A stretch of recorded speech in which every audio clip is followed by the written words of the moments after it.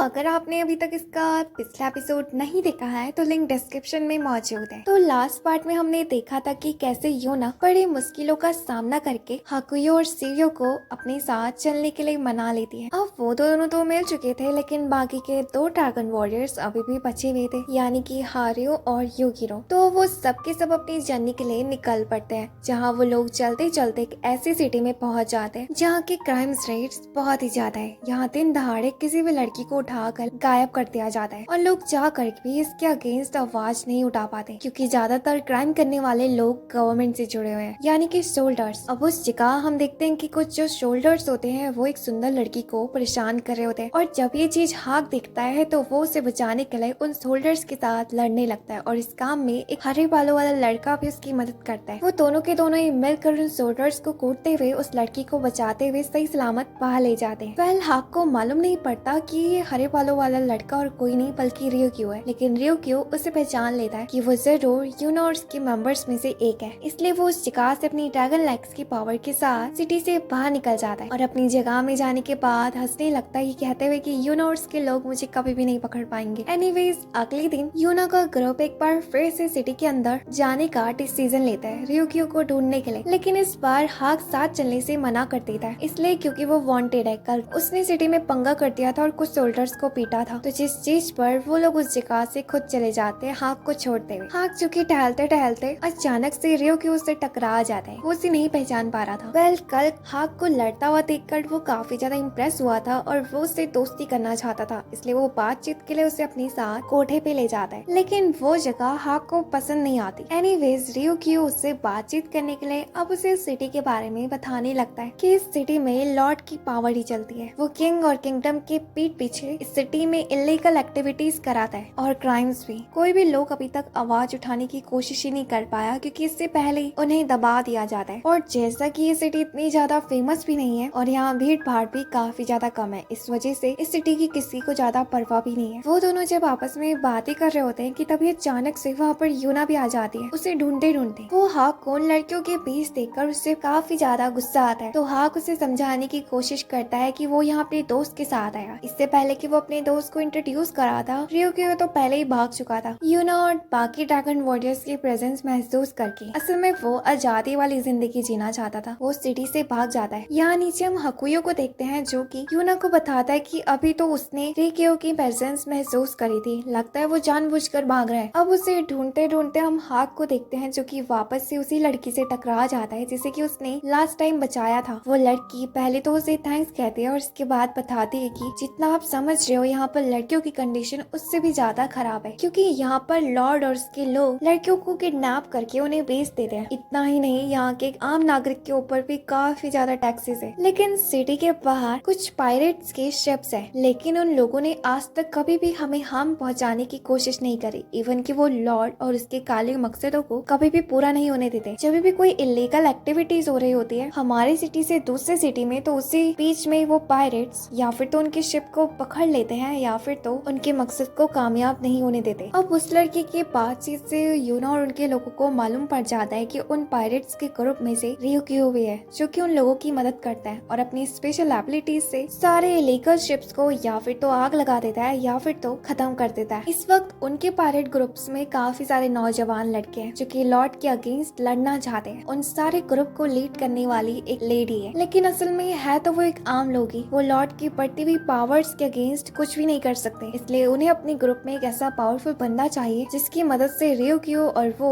दोनों के दोनों ही उनके इस ग्रुप के टास्क के लिए काफी बड़ा एडवांटेज बने। रियोक्यू को एक बंदे के बारे में मालूम था जो कि स्ट्रॉन्ग के साथ साथ बहुत ही ज्यादा माहिर है। मैंने उसे लड़ते हुए देखा है। यहाँ वो हाक की बात कर रहा था। वो सपने देखने लगता और काफी ज्यादा खुश होने लगता। अगर हाक और वो दोनों के दोनों जुड़ गए तो वो तबाही मचा देंगे। दूसरी तरफ जब यूना और उसका ग्रुप सिटी के अंदर रियोक्यू को ढूंढ रहे होते हैं, यहाँ बाहर हम माउंटेन में सीरियो को देखते हैं जो कि उनके सामान की प्रोटेक्शन कर रहा था और वो सोच रहा था कि उन्हें आने में इतना टाइम क्यों लग रहा है। यहाँ सिटी के अंदर वो लोग नोटिस करते हैं कि जो सोल्जर्स है वो लोगों के ऊपर कितना ज्यादा टॉर्चर करते हैं। दिन दहाड़े उन्हें मारते हैं, पीटते हैं और उनसे जबरदस्ती पैसे ले जाते हैं। वो लोग चाह कर भी कुछ नहीं कर पा रहे थे, क्योंकि अगर उन्होंने कोई भी कदम उठाया तो उनके लिए मुसीबत हो जाएगी। अब जब हाक चल रहा होता है वो दीवार में कुछ चीज नोटिस करता है और अपने ग्रुप से अलग होकर उसे देखने के लिए चले जाता है और वो एक बार फिर से रियोक्यू से टकरा आ जाता है। असल में वो दोनों के दोनों ही दीवार में चिपकी हुई अपनी वांटेड तस्वीर को देख रहे थे। रियोक्यू उस जगह में हाक को एक बार फिर से देखकर मौका मारने का सोचता है। वो हाक को मनाने लगता है कि वो उनके ग्रुप को ज्वाइन कर ले, यानी कि पायरेट्स के ग्रुप को। वो उस जगह में हाक को सुंदर सुंदर लड़कियों का लालच भी दे रहा होता है, लेकिन हाक इस चीज के लिए बिल्कुल भी एग्री नहीं होता, क्योंकि वो सिर्फ और सिर्फ यूना को ही पसंद करता है। और ये कहते हुए उसे पंच मारकर रिजेक्ट कर देता है। तभी उस जगह में यूना भी आ जाती है और वो सबके सब उस जगह से चले जाते हैं। रियोक्यू को काफी ज्यादा गुस्सा आती है कि एक बार फिर से हाक उसके हाथों से निकल गया, लेकिन वो कुछ भी करके उसको मना लेगा मेरे साथ काम करने के लिए। ये कहते हुए जब वो छत से उतर ही रहा होता है, वो अचानक से जमीन में गिर जाता है, और वो भी डायरेक्ट हाकुयो के सामने। हाकुयो उसे देखते ही बिना देरी ना करते हुए इसे लेकर भागने लगता है यूना के पास। रियोक्यू को जब ये बात मालूम पड़ती है कि यूना किंग हीरो है, तो वो चलने से मना कर देता है, ये कहते हुए कि वो किसी के अंडर काम नहीं करना चाहता, वो बस अपनी आजादी से जीना चाहता है। तुम कितने बड़े बेवकूफ हो, सच में हजारों सालों से चलती हुई इस चीज को तुम फॉलो करना चाहते हो। मैंने कह दिया मैं साथ नहीं चलूंगा। इसके बाद वो वापस से हाक के पास जाकर उसे मनाने लगता है अपने पायरेट्स के ग्रुप को ज्वाइन करने के लिए, लेकिन शायद उसे मालूम नहीं था कि हाक के पास यूना भी थी। यूना अब उसके काफी ज्यादा नजदीक थी, तो इस वजह से उसके शरीर के अंदर का ड्रैगन ब्लड अवेकन हो जाता है, और वो उसे चीख चीख के कहने लगता है कि यूना ही किंग हीरो है, जाकर उसके कदमों में गिर जाओ। लेकिन रियोक्यू सोच रहा होता है कि आखिर 5 फुट की लड़की किंग हीरो कैसे हो सकती है। तभी वहाँ पर हाक भी पहुंच जाता है, जिसे जब ये बात मालूम पड़ती है कि वही रियोक्यू है जिसे कि वो कब से ढूंढ रहे हैं, तो उसे बड़ा गुस्सा आता है और वो उसे पकड़ लेता है। लेकिन रियोक्यू उस जगह में भी जिद कर रहा होता है कि वो उनके ग्रुप को ज्वाइन नहीं करेगा। वो यूना से कहता है कि मेरे अंदर का ड्रैगन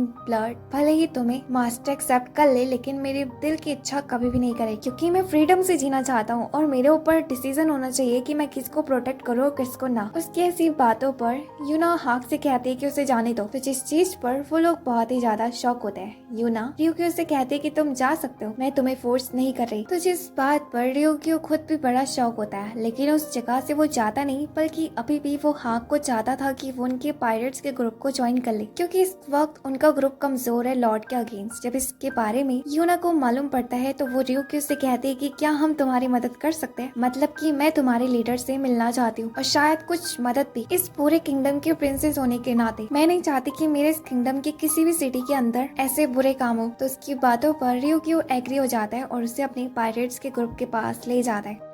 अब उन पायरेट्स के ग्रुप के पास पहुंचने के बाद जो उनकी लीडर यानी कि वही ओल्ड लेडी यूना के बंदों को उनकी स्किल्स दिखाने के लिए कहती है, जहां उनके अगेंस्ट में उनके सारे के सारे क्रू के लड़के मौजूद थे। लेकिन वो फाइट तो आग झपकाते ही खत्म हो जाती है, क्योंकि हाक, हाकुयो और सीरियो बड़ी आसानी से उन सबको हरा देते हैं। अब उन तीनों के ऐसे स्ट्रेंथ को देखकर वो लेडी बहुत ही ज्यादा इम्प्रेस होती है, क्योंकि उसे तो सिर्फ और सिर्फ रियोक्यू को अपने जैसा एक और बंदा लाने के लिए कहा था, लेकिन यहाँ तो उसे 3-3 बंदे मिल गए। इतना ही नहीं, यून भले फिजिकली इतना ज्यादा स्ट्रॉन्ग ना हो, लेकिन उसकी मेडिकल स्किल्स काफी ज्यादा काम आ सकती है। सिर्फ उस जगह में यूना ही अकेले बचती है जिसके पास कोई भी स्पेशल पावर्स नहीं थी, लेकिन यूना भी इस मिशन में शामिल होना चाहती थी। तो उसकी बातें सुनकर वो लेडी उस जगह में यूना को काफी डेंजरस वाला टास्क दे देती है। अगर उसने टास्क कंप्लीट कर दिया तो वो इस मिशन के लिए तैयार है, जिसे यूना बिना सोचे एक्सेप्ट कर लेती है। अगले सीन में हम यूना को देखते हैं जो कि ऊंची पहाड़ी में जा रही होती है हब के लिए, जिस हब को उस लेडी ने उसको लाने के लिए कहा है, वो भी बिना किसी की मदद के। अब ये टास्क इसलिए आसान नहीं था क्योंकि जहाँ पर वो हब मौजूद है उस पहाड़ी का रास्ता काफी ज्यादा बारीक है। वेल, यूना के लिए इसलिए ज्यादा मुश्किल रहेगा क्योंकि वो हमेशा से एक प्रिंसेस की तरह रही है, मतलब कि बचपन से उसने जिस भी चीज के ऊपर उंगली रखी होगी वो उसकी हो गई, लेकिन आज उसे खुद से कोई टास्क करना पड़ रहा है। लेकिन इसके बावजूद भी उसने पूरा ठान लिया था कि वो हार नहीं मानेगी। उस पहाड़ी के रास्ते में जितना भी कदम वो आगे बढ़ाती, उसे ऐसा लग रहा था कि वो मौत के करीब जा रही है, लेकिन वो अपने डर के ऊपर कंट्रोल पाकर तब भी ये टास्क कर रही होती है। उसे इतना पैशनेट देखकर उस जगह में रियोक्यू भी पहुंच जाता है और वो उसे पीछे हटने के लिए कहता है, बेवकूफी मत करो, तुम सिर्फ अपनी जान को खतरे में डाल रही हो। लेकिन यूना उसकी बात सुनने के लिए बिल्कुल भी तैयार नहीं थी। अब उसे देखकर रियोक्यू जिस नजरिए से उसे देखता था,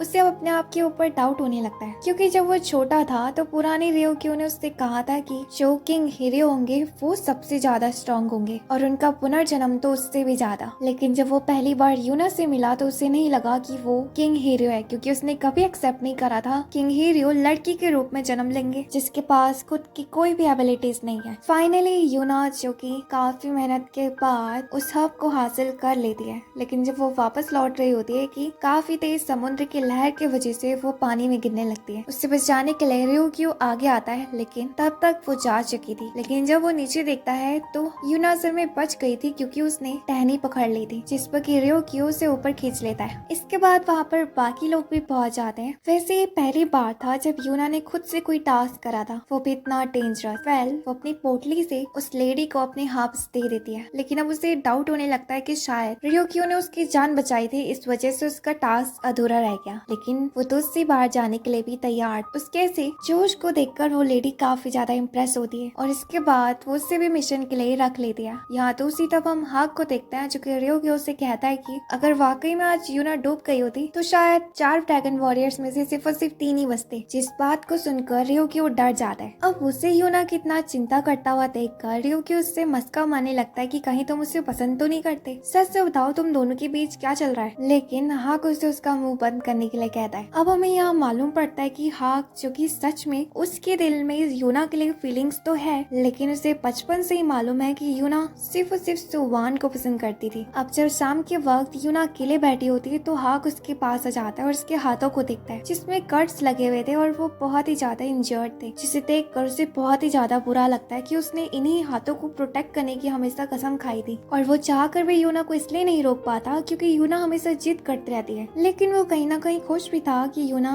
अब स्ट्रॉन्ग बनने लगी है। इसके बाद वो उसके हाथों पर हनी लगाने लगता है उसकी चोट को ठीक करने के लिए। रात के वक्त हम उस लेडी को उन सब लोगों के साथ देखते हैं जहाँ पर वो प्लान को डिस्कस कर रहे होते हैं कि कैसे वो इस सिटी को लॉर्ड के रूल से बचा सकते हैं। इस वक्त समुद्र के अंदर लॉर्ड की काफी सारी शिप्स मौजूद है सेफ्टी के लिए, और वो किस चीज की सेफ्टी कर रहे हैं, असल में उनमें से एक जो शिप है उसके अंदर बहुत सारे बच्चे और लड़कियां हैं जिन्हें कि वो बेचने के लिए बाहर भेज रहे हैं और हमें उनके इस मकसद को रोकना होगा कुछ भी कर। लेकिन इससे पहले हमें पता लगाना है कि उनमें से वो शिप है कौन सी जिसके अंदर वो लड़कियां मौजूद है।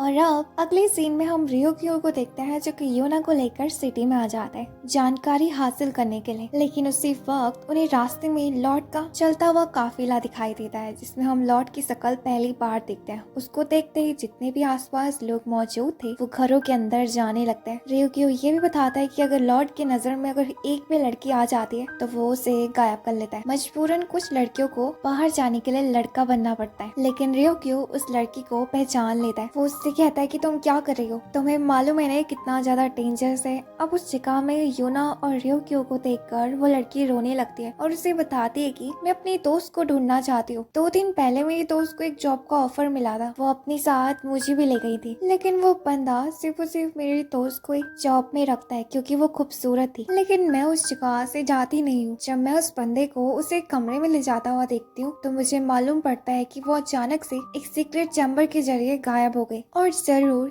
ये लॉर्ड का ट्रैप था। मैं अपनी दोस्त को बचाना चाहती हूँ। तो इस जानकारी को पाकर रियोक्यू काफी ज्यादा शॉक होता है, लेकिन ये उनके लिए एक पॉजिटिव पॉइंट हो सकता था क्योंकि इसके जरिए वो उस शिप तक पहुंच सकते हैं जहां पर की वो लड़कियां मौजूद है। इस बात के बारे में वो उस लेडी को जाकर इन्फॉर्म करते हैं तो वो लेडी कहती है कि ठीक है हमें फिर अटैक करना होगा, लेकिन यूना उसे रोक देती है ये कहते हुए कि अगर हमने अचानक से अटैक करा तो हमारा पूरा प्लान फेल हो जाएगा। क्यों ना हम पहले अंदर से उस शिप में जाए और सही मौका पाकर हम एक फायरवर्क के जरिए सिग्नल भेज देंगे जिससे कि तुम्हें लोकेशन का मालूम पड़ जाएगा। जिस पर वो लेडी काफी ज्यादा कंफ्यूज होती है और कहती है कि कौन इस काम को करेगा। तो यूना कहती है कि मैं। फिर उनके पास यूना के अलावा और कोई भी लड़की नहीं है और यूना तो खूबसूरत भी है, लेकिन इस चीज के लिए हाक साफ मना कर देता है और हाक के साथ हकुयो भी एग्री था। आखिर वो यूना की जान को कैसे खतरे में डाल सकते हैं, लेकिन ये काम जरूरी भी था। तो वो लेडी उस जगह में कहती है कि ठीक है हम यूना को अकेले नहीं भेजेंगे, उसके साथ किसी और को भेजेंगे। तुम लड़कों में से किसी एक को लड़की बनना पड़ेगा। और वो सब के सब उस जगह में यून की तरफ देखने दिखने लगते हैं, जो कि बाकी लड़कों से काफी ज्यादा हैंडसम भी है और उसके फीचर्स भी बहुत ज्यादा फेमिनियन है। अब जिस पर यून ना चाहते हुए भी एग्री हो जाता है। रात के वक्त हाक यूना को अकेले में मिलता है, जहाँ वो उससे कहता है कि तुम्हें इतना बड़ा रिस्क लेने की कोई भी जरूरत नहीं है। लेकिन यूना कहते हैं कि रिस्क मैं अपने लिए नहीं बल्कि सबके लिए लेना चाहती हूँ। एक प्रिंसेस होने के नाते मैं अपने किंगडम की किसी ऐसी सिटी में जहाँ पर लोगों के साथ अन्याय होता है उसे कैसे देख सकती हूँ। और ये कहते हुए वो उस जगह से चले जाती है। हाक को भी मालूम था कि वो यूना की जिद को नहीं रोक सकता। वेल, अगली सुबह हम देखते हैं कि वो सब के सब मिशन के लिए तैयार हो चुके थे, जहाँ पर यून और यूना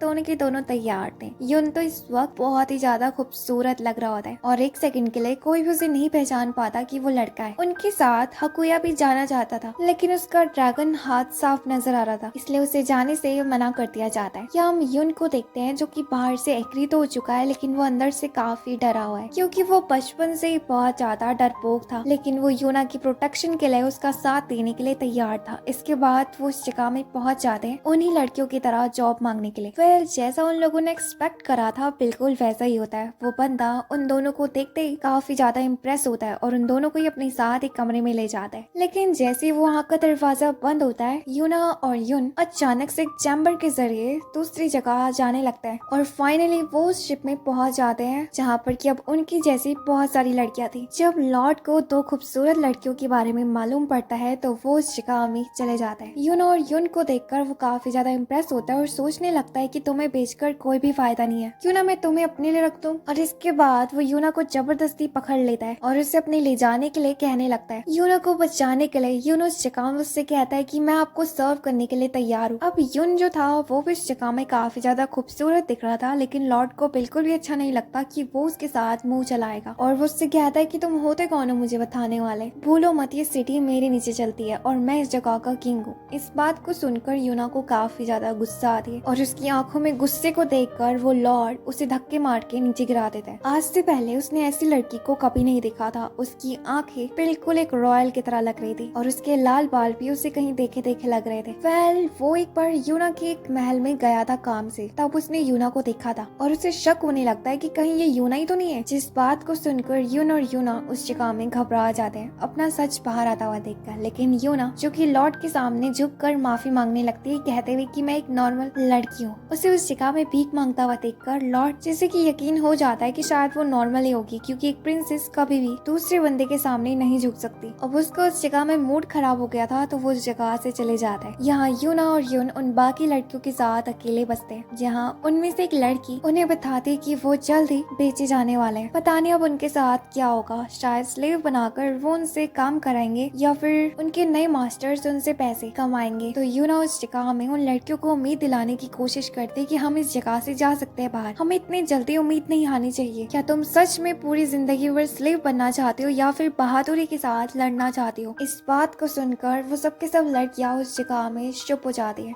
यहाँ तो उसी तरफ हम हाक और रियोकियो को देखते हैं, जिनकी पायरेट आर्मी अटैक के लिए तैयार थी। उस जगह में यूना और यून की तरफ से भेजा हुआ सिग्नल देखने की जिम्मेदारी रियोकियो के ऊपर थी, लेकिन हाक और हकुयो को उसके ऊपर बिल्कुल भी यकीन नहीं था, इसलिए वो सीरियो को उसकी ड्रैगन आइज यूज करने के लिए कहते हैं। सीरियो अपनी ड्रैगन आइज से लॉर्ड की आगे बढ़ती हुई शिप को देख लेता है, जो कि अब निकलने के लिए तैयार है। इस बात को जब वो बाकियों को बताता है तो सब के सब उस जगह में अटैक के लिए तैयार हो जाते हैं। या हम यूना और इन सारी बाकियों लड़कियों को देखते हैं जिन्हें की लॉर्ड के ऑर्डर पर उन शिपों में शिफ्ट किया जा रहा था, यानी कि अब उन्हें सिटी से बेचने के लिए ले जाया जा रहा था। उन सारी लड़कियों की आंखों में पट्टियां बांधी थी कि जिस वजह से वो अपनी शिप को ना पहचान पाए। लेकिन अच्छी बात तो ये थी कि यूना के साथ उस जगह में उसका हेमिस्टर भी था, जो कि सही जगह से बाहर निकलकर यूना के हाथ खोल देता है। थोड़ी देर बाद जब एक गार्ड अंदर आता है, उसी वक्त यूना और यून मिलकर उसके ऊपर अटैक करते थे, जिससे कि वो गार्ड्स बेहोश हो जाते हैं। अब यहाँ पर उन लड़कियों में से जो एनजी होती है वो भी यूना और यून का साथ देने के लिए तैयार हो जाती है। दूसरी तरफ हम हाक और बाकी सबको देखते हैं जो कि लॉर्ड्स के गार्ड्स के ऊपर अटैक कर रहे होते हैं और उनकी शिप्स को तबाह कर रहे थे, लेकिन उनकी नजर कहीं न कहीं अभी भी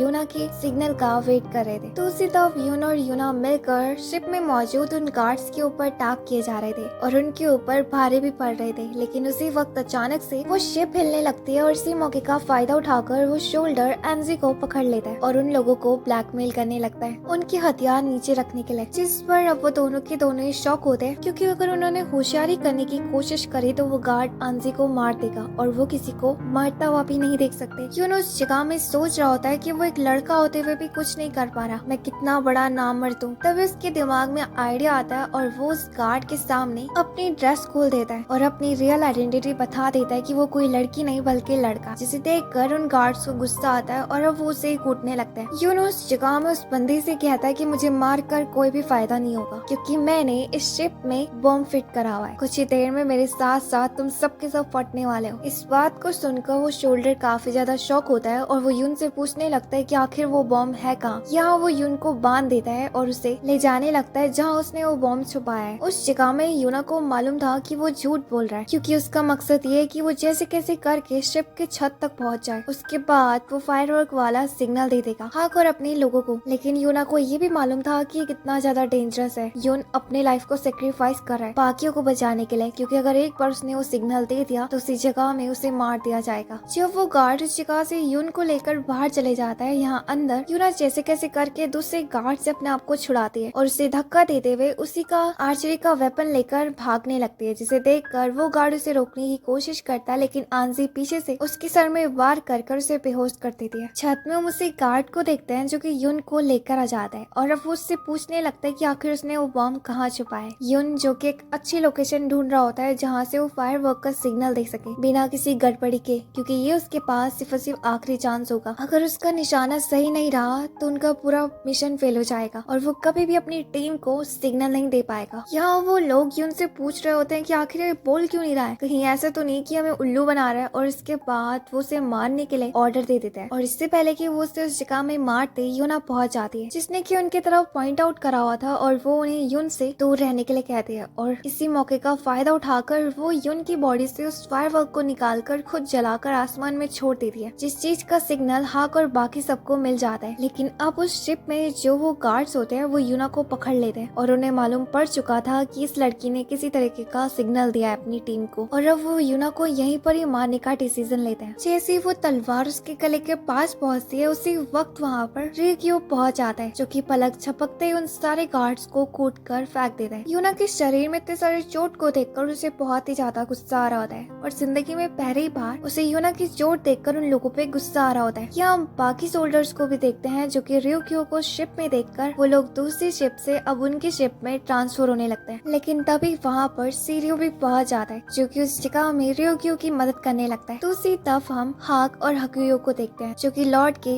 मेन आर्मी के ऊपर अटैक किए जा रहे थे, लेकिन ये काम उनके लिए भी आसान नहीं था क्योंकि वहाँ पर बहुत ही सारे गार्ड्स थे मार रहे होते हैं और अपना काम खत्म करके यूना के पास जाना चाहते थे उनकी मदद के लिए। यहाँ जब बाहर इतनी बड़ी फाइट चल रही थी उसी वक्त हम अंदर लॉर्ड को देखते हैं। उसे मालूम था कि वो हार चुके हैं, इतना ही नहीं उसके हाथों से इतनी सारी लड़कियां भी निकल गई, लेकिन इस चीज के बावजूद भी वो बिल्कुल शांति से बैठा होता है जैसे कि उसे कोई फर्क ही नहीं पड़ता। उसका सोचना ये था कि अगर मैं बच गया तो मैं इन सारी चीजों को एक बार फिर से हासिल कर लूंगा।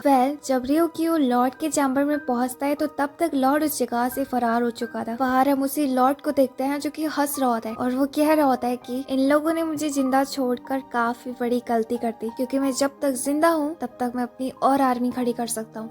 रियोक्यू को उसकी चाल के बारे में मालूम था। वो अपनी ड्रैगन लेग्स की पावर के साथ डायरेक्ट उस जगह पहुंच जाता है जहाँ पर वो लॉर्ड छुपके से शिप के जरिए जा रहा था। रियोक्यू हवा से उसके ऊपर अटैक करता है, लेकिन वो लॉर्ड उस शिप चला रहे हुए बंदे को सामने ले आता है और अपने आप को बचा लेता है। इसके बाद वो अपने एरो से रियोक्यू के ऊपर अटैक कर देता है, जिसपे कि रियोक्यू इंजर्ड होकर पानी में गिर जाता है। भले ही वो पावरफुल ड्रैगन वॉरियर्स में से एक है, लेकिन है तो वो इंसान ही, इंजर्ड हो गया वो तो ऑफ कोर्स इतनी आसानी से वो अपनी पावर का इस्तेमाल नहीं कर पाएगा। और इस वक्त तो वो पानी के अंदर है और वो भी लॉर्ड ने उसके ऊपर निशाना लगाया हुआ है। वो लॉर्ड उस जगह में हंस रहा होता है और रियोक्यू से कह रहा होता है कि देखो मैं एक बार फिर से जीत गया, लेकिन उसी वक्त उसे काफी तेज ऑरा महसूस हो रहा होता है और उसे अपनी मौत नजर आने लगती है। जब वो पीछे मुड़ता है तो यूना अपना एरो उसकी तरफ पॉइंट आउट करी हुई थी। लॉर्ड इस जगह में कुछ करता यूना का तीर पहले निकल जाता है और दिल पर लगने की वजह से वो लॉर्ड उसी जगह में मारा जाता है और उसका चैप्टर क्लोज हो जाता है। इस चीज को इस जगह में मौजूद सबके सब देख पा रहे थे, इवन की हाक भी। यूना ने पहली बार जिंदगी में में खुद से डिसीजन लिया था और उसने वाकई में अपने हाथों को खून से रंग दिया। लेकिन जो भी हो, लॉर्ड के चैप्टर खत्म होने के बाद उस सिटी में एक बार फिर से खुशी फैल जाती है। यहाँ पर जब यूना और युन, हाक और बाकी सबके साथ रियूनाइट होते हैं तो उस वक्त उन दोनों की ऐसी हालत को देखकर हाक और बाकी सबको काफी ज्यादा गुस्सा आती है और इस पर वो उन कैदियों को बहुत ही ज्यादा पीटते हैं जो कि लॉर्ड के गार्ड्स थे। एक बार फिर से सिटी में मानो कि नया सवेरा हो गया। सबके सब बहुत ज्यादा खुश थे लॉर्ड के रोल के खत्म होने के बाद। पहले अब सब कुछ ठीक हो चुका था।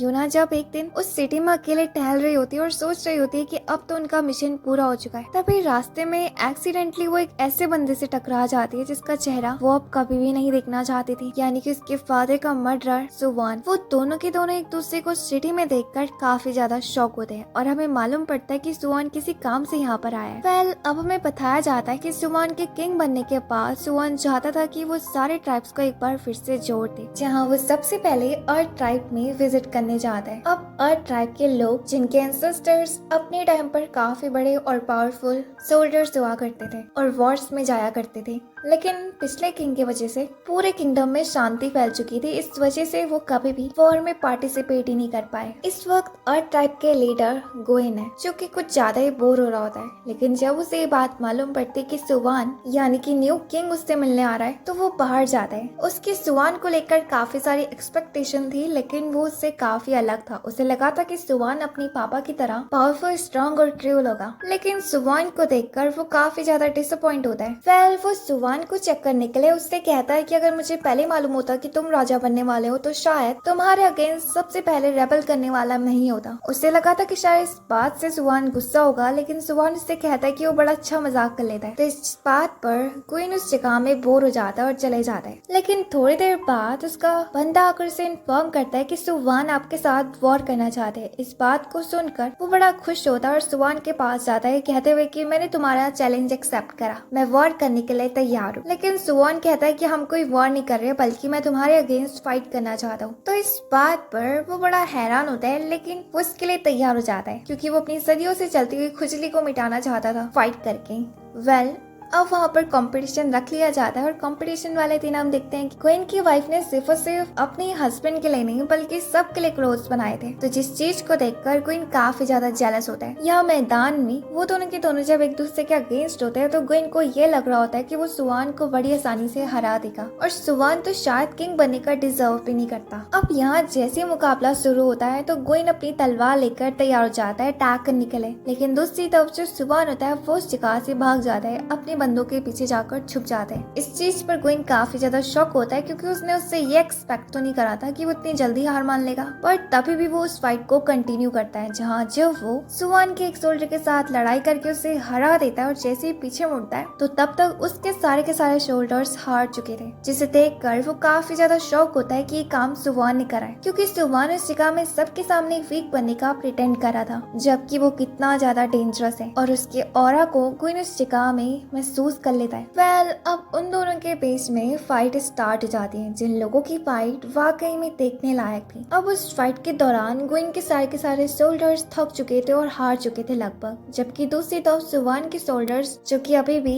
बिना खरोच के खड़े थे। वेल, क्वीन इस जगह में सोचता है कि अगर ये बैटलफील्ड होता तो वो कब के खत्म हो जाते, लेकिन अभी भी वो सुवान के सामने नहीं हारना चाहता था, इसलिए वो सुवान को उस जगह में ड्यूल में चैलेंज कर लेता है। तो इस बात पर सबके सब शॉक होते हैं। वेल, अब उन दोनों के बीच में एक बार फिर से फाइट शुरू होती है, जहाँ गोइन अपना पूरा 100% दे रहा था, दूसरी तरफ सुवान अपनी तलवार से सिर्फ और सिर्फ 10% भी यूज नहीं कर रहा था। लेकिन तभी अचानक से सुवान फिसल जाता है और वो गोइन से हार जाता है। उस जगह जितने भी लोग थे वो सब के सब गोइन को चीयर्स करने लगते हैं और उसे कांग्रेट करने लगते हैं, लेकिन गोइन, जिसे की यकीन नहीं हो रहा होता है कि वो जीत गया, लेकिन उसे मालूम था कि ये सुवान ने जानबूझ के करा है, वो जानबूझ के हारा है। अगले दिन जब गोइन अकेले बैठा होता है, उसकी बीवी खुशी के साथ उसके पास आती है और उसे बताती कि जानते हो हमारी सेल्स कितनी ज्यादा बढ़ गई, बहुत सारे व्यापारी हमारे टी प्लांट्स को खरीदना चाहते हैं और उनकी सेल्स काफी तेजी से बूस्ट हो गई। जानते हो हमारे बिजनेस के लिए हमारे पास कम कल्टीवेटर्स थे, लेकिन सुवान ने मुझे आइडिया दिया कि मैं अपने कल्टीवेटर्स को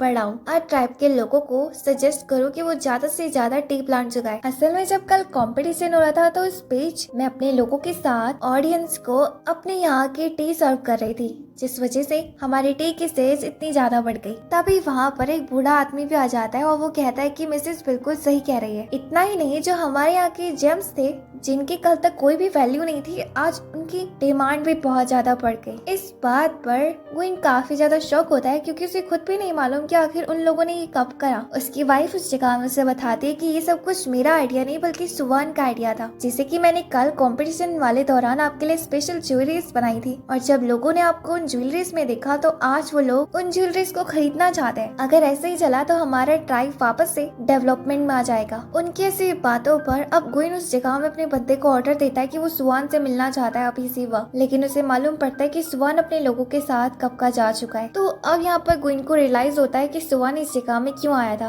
वो उनकी ट्राइब की मदद करना चाहता था, यानी कि वो लोग डेवलपमेंट के क्राइसिस से जूझ रहे थे। इतना ही नहीं, उसने सुवान को सिर्फ और सिर्फ वीक समझा, जबकि वो काफी चालाक और समझदार राजा है। मैंने बस उसे पहचानने में गलती कर दी, जबकि वो अपने फादर से लाख गुना अच्छा है। यहाँ हम सुवान और उसके ग्रुप को देखते हैं। आर्ट ट्राइब का मैटर सॉल्व होने के बाद वो सबके सब लोकल सिटी की तरफ बढ़ रहे थे, जहाँ पर लॉर्ड का राज है और इसका बंदा सुवान को इन्फॉर्म करता है कि उस जगह में लॉर्ड ने बहुत ही ज्यादा इलीगल धंधा खोल रखा है। वहाँ दिन दहाड़े लड़कियों का किडनैप हो जाता है, क्राइम रेट भी बहुत ज्यादा है। तो सुवान उस जगह में अपने बंदे से कहता है कि ठीक है, अब अगला मैटर हमें लॉर्ड का खत्म करना होगा। लेकिन जब वो सिटी में पहुँचता है तो उसे एहसास होता है कि लॉर्ड का चैप्टर तो पहले ही खत्म हो गया। उसने कभी नहीं सोचा था कि ये काम यूना और उसके लोगों ने करा है और वो वाकई में एक बार फिर से यूना से टकरा गया। सीन प्रेजेंट में शिफ्ट होता है, जहाँ सुवान यूना को इतने दिनों बाद मिलकर काफी ज्यादा हैरान होता है। उसे अपनी आंखों में यकीन नहीं हो रहा होता है कि समय के साथ साथ कितना कुछ बदल गया। उनकी जिंदगी उन दोनों को एक इस मोड़ पर ले आई। अब वो उस जगह में कुछ रिएक्ट कर पाते, उस जगह में सुवान को अपने सोल्जर्स की आने की आवाज सुनाई देती है, जो कि अब काफी तेजी से उन्हीं की तरफ बढ़ रहे थे। यूना इस चीज को देखकर भागने की सोचती है, लेकिन सुवान उसे रोक लेता है और उसे अपने कोट के अंदर छुपा लेता है, क्योंकि कहीं ना कहीं सुवान को भी ये बात मालूम थी कि अगर उसके गार्ड्स ये बात पता चल गई कि यूना जिंदा है, वो उसे मार देंगे। यहाँ सुवान के गार्ड्स उस जगह में आकर उससे पूछते हैं कि आखिर तुम यहाँ पे क्या कर रहे हो और ये बच्ची कौन है तुम्हारे साथ। तो सुवान उस जगह में उन लोगों को समझाने लगता है। यहाँ अंदर हम यूना को देखते हैं, जैसे कि कुछ भी समझ में नहीं आ रहा होता है कि आखिर वो क्या रिएक्ट करे। उसे वहाँ पर सुवान के कपड़ों के बीच में एक नाइफ दिखाई देता है और वो सोचती है कि क्यों ना वो सुवान को मार दे और अपने फादर की मौत का बदला ले ले। जैसे ही वो उसके चाकू की तरफ हाथ बढ़ाती है तो सुवान को एहसास हो जाता है और वो यूना का हाथ रोक देता है। यहाँ वो अपने गार्ड्स को डिस्ट्रैक्ट करते हुए उन्हें जाने के लिए कहता है और साथ ही साथ बाद में खुद भी चले जाता है बिना यूना से कुछ कहते हुए। अब वहाँ यूना अकेले छूट जाती है, लेकिन उसे कुछ भी समझ में नहीं आ रहा होता है कि आखिर हुआ क्या भी। वो उस जगह में रोने लगती कि जिस बंदे को वो बचपन से चाहती थी, आज वो उससे बात भी नहीं कर पाई और उसे कुछ समझ में नहीं आ रहा था कि आखिर वो कैसे रिएक्ट करे। तभी उस जगह में हाक भी पहुंच जाता है और इसी के साथ ये सीन कट होता है। यहाँ हमें आर्यो के बारे में बताया जाता है, जैसे कि हमने पार्ट 1 की स्टार्टिंग में देखा था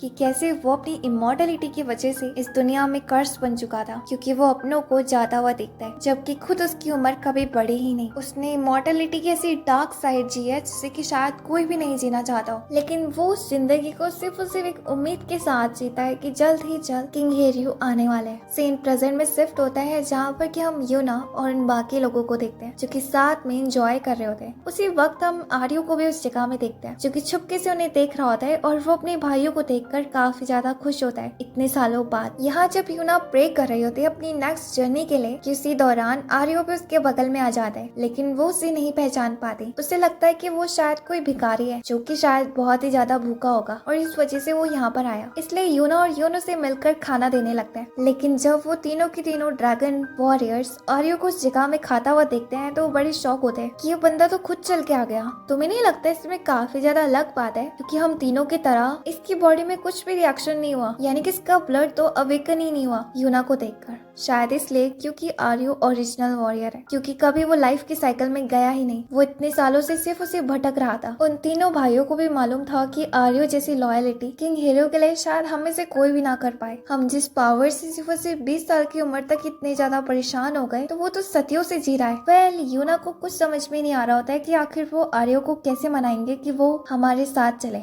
लेकिन आर्यो खुद ब खुद एग्री हो जाता है, इसलिए क्योंकि शायद उसके पास अब जीने का और कोई पर्पस ही नहीं बचा, सिर्फ सिर्फ और सिर्फ किंग हीरो को सर्व करने का, लेकिन वो यूना को इस जगह में किंग हीरो की तरह नहीं बल्कि अपनी छोटी बहन की तरह देखता है, जिसके अंदर सिर्फ और सिर्फ किंग हीरो की ब्लड लाइन है। हकुयो उस जगह में रियोक्यो की तरफ देखता है और कहता है कि देखो, उसने तो तुम्हारे जैसे ड्रामे भी नहीं करे और चुपचाप मान गया। इसके बाद आर्यो सबके साथ अपने आप को इंट्रोड्यूस कराने लगता है और ये फाइनली पहली बार था हजारों सालों में जब उन चारों भाइयों का एक बार फिर से रीयूनियन हुआ और इस चीज पर वो सब के सब इमोशनल हो जाते हैं। जहाँ दूसरी तरफ आर्यो तो सिर्फ हंस रहा होता है और कहीं ना कहीं उसकी हंसी में उन हजारों सालों का पेन छुपा हुआ था। अगले सीन में हम देखते हैं कि वो चारों के चारों भाई रेस्ट करने के लिए हॉट स्प्रिंग में चले जाते हैं, जहाँ जब रियोक्यो पहली बार हकुयो की पेट को देखता है तो वो बहुत शॉक होता है कि उसके पेट में इतना बड़ा निशान है। रियोक्यो सोचता है कि शायद उसकी लाइफ भी अच्छी नहीं थी, इसलिए वो उससे पूछता है कि आखिर ऐसा हुआ कैसे। हकुयो बताता है कि ये उसके खुद के फादर ने करा था उसके साथ जब वो छोटा था, क्योंकि वो नहीं चाहते थे कि मैं भी उन्हीं की तरह बनूं। लेकिन अफसोस इस वजह से विलेज के चीफ ने मेरे फादर को मुझसे अलग कर दिया, हमेशा हमेशा के लिए, और मैं बड़ा तो हुआ बट बिना पिता के छाया के। अब रात के वक्त हम देखते हैं कि वो चारों के चारों ब्रदर्स उस जगह में अपने रीयूनियन के सेलिब्रेशन में उस जगह में ड्रिंक कर लेते हैं, जहाँ हकुयो तो पहले ही टपक जाता है तो रियोक्यो उसे संभालते हुए सुला देता है। यह नशे की हालत में हम सीरियो को देखते हैं जो कि अपना मास्क उतार देता है, लेकिन रात के वक्त उसकी आंखें देखकर रियोक्यो डर जाता है और वापस से उसका मास्क उसके मुंह पे चिपका देता है। रियोक्यो को लगता है कि शायद वही अकेला है जिसे जल्दी नहीं चढ़ती। यहाँ तो उसी तब हम आर्यो को देखते हैं जो कि सोए में किंग हीरो को याद कर रहा होता है और उस ड्रैगन गॉड को, जहाँ वो सपने में देखता है कि वो कितना ज्यादा खुश है एक बार फिर से अपने भाइयों को देखकर। इतने सालों से वो जिस कर्ज को झेल रहा है सिर्फ और सिर्फ किंग हीरो के लिए वो वापस आ चुके हैं, और तभी वो अचानक से सोए में उन सबको अपनी तरफ खींच लेता है। इसके बाद वो सबके सब अपनी जर्नी खत्म होने के बाद उस प्रिस्ट के पास वापस आते हैं, क्योंकि प्रिस्ट का दिया गया पहला टारगेट उन्होंने पास कर चुका था, यानी कि चारों ड्रैगन वॉरियर्स को जुड़ाने का। लेकिन जब वो उस प्रिस्ट के पास पहुंचते हैं तो उसकी हालत बहुत ही ज्यादा खराब थी, क्योंकि उनके जाने के बाद उसने खुद खाना तक भी नहीं खाया। यूनो उसके ऊपर गुस्सा करता है कि आखिर उसे क्या खुद का ख्याल रखना भी नहीं आता। एनीवेज, अब उनके जैसा पहला मिशन पूरा हो चुका था तो उस जगह में आर्यो यूना से पूछता है कि अब तुम्हारा दूसरा मिशन क्या है, तुम हम चारों ड्रैगन वॉरियर के साथ क्या करना चाहती हो। तो इस बात पर खुद यूना भी कंफ्यूज थी। वो प्रिस्ट उससे कहता है कि क्या तुम अपने किंगडम को वापस नहीं लेना चाहती। किंगडम की बात सुनकर वो चारों के चारों ड्रैगन वॉरियर्स भी अब इस जगह में क्यूरियस हो जाते हैं, क्योंकि अब उनका अगला मिशन यूना को वापस उसका किंगडम लौटाना है। लेकिन यूना उस बात को काटते हुए उस जगह से चले जाती है। तो इस चीज पर वो सबके सब बड़े शौक होते हैं। शाम के वक्त वो हाक से नए किंग यानी कि सुवान के बारे में पूछने लगता है, लेकिन हाक भी उनके सवालों का जवाब नहीं देता और उस जगह से चले जाते हैं। तो उन चारों को कुछ समझ भी नहीं आता कि आखिर सुवान और इनके बीच चल क्या रहा है। तो उसी तरफ हम यूना को देखते हैं जो कि रात के वक्त उस प्रिस्ट के पास आते हैं और उससे कहते हैं कि मुझे नहीं पता मेरा अगला मिशन क्या है, लेकिन मुझे लगता है कि अभी मेरे किंगडम में काफी सारी जगह ऐसी है जहाँ लोग अभी भी कहीं ना कहीं जूझ रहे हैं, और मैं इस वक्त उन सभी लोगों की मदद करना चाहती हूँ और इस दुनिया में सिर्फ और सिर्फ पीसफुल और ह्यूमैनिटी को बचाना चाहती हूँ। यहाँ यूना याद करती कि कहीं ना कहीं ऐसे सब सुवान भी कहा करता था। यूना इसी वजह से सुवान के ऊपर अटैक नहीं करना चाहती, क्योंकि उसे भी मालूम है कि सुवान बुरा नहीं है, लेकिन जो भी उसने करा है उसके पीछे का रीजन अभी तो खुद उनको भी नहीं मालूम। यूना की बातों को सुनकर वो प्रिस्ट उस जगह में कहता है कि वाकई में तुम भी किंग हीरो की तरह ही सोचती हो, क्योंकि ड्रैगन गॉड से मिले हुए ऑर्डर को किंग हीरो ने रिजेक्ट कर दिया था, क्योंकि वो ह्यूमैनिटी को बचाना चाहता था। भले जिन लोगों ने उसे प्रिटेड करा वो उनकी प्रोटेक्शन करना चाहता था। अब समय बीतते जाता है जहाँ यूना स्ट्रॉन्ग बनने के लिए अकेले रात के वक्त प्रैक्टिस किया करते थे, लेकिन हाक भी उसकी मदद करने लगता है, क्योंकि वो यूना की मदद करना चाहता है आगे बढ़ने में। उसने कभी नहीं सोचा था कि ऐसे प्रिंसेस जिसे सिर्फ और सिर्फ महल में रहना पसंद है और सजने संवरने में, वो आज इस दुनिया को बचाने के लिए हथियार उठा लेंगे।